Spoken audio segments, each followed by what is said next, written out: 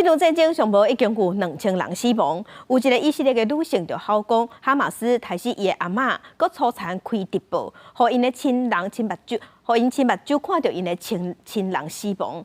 也若互哈马斯掠去的人质是毋若以色列人，也佮有侪外国人，内底就有10个泰国人，因的家属即马心肝火刀，拜托政府爱赶紧斗3工。激烈爆炸声了后，随清楚因巴勒斯坦激进组织哈马斯甲以色列的激烈战斗进入第4天了后，以色列搁一摆反击，空袭加沙伊斯兰大学。目前的战火上不过的是高战区加沙当地的平民。一名以色列少年女性查查悲伤的控诉，家己的阿嬷妻被误害。那哈马斯下毒手的时阵，也搁开启社分别台的直播，互家属看到一切。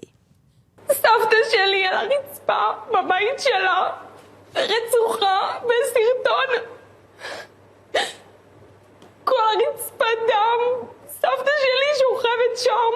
高战双方报复性的反击已经夺走超过2000条人命，除了100平民，不少外籍人士也真着急，因为哈马斯持续发动攻击，因伫加沙亲友都失联。泰国东北部的童坤伊的后生持续和哈马斯拔走，都下落不明啊。ก็หวังอยากให้ลูกและกลับมาอย่างปลอดภัยแม่ก็หวังแบบนี้แหละ通过后生为着孩子，2年前到以色列工作，顶礼拜5，伊甲家庭通过电话了后就失联。另外一位泰国民众努普拉也在机台奇迹出现。ก็ผมไม่รอดแม่ทำใจนะแม่ทำใจ。只是最后，努普拉听到上无想要听到的消息，伊后生已经遇害。到10日为止，已经知影14名泰国人和哈马斯绑架20人伫冲突中死亡。泰国是以色列外籍移工的主要来源之一，目前大约有3000名泰国人正在想办法回国。同款艰苦的也有住伫以色列的美国公民，因的亲属也为这一次爆发冲突了后，都无消无息。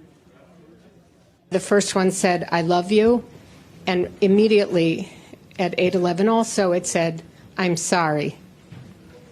And so I knew immediately, wherever he was, it was a terrible situation.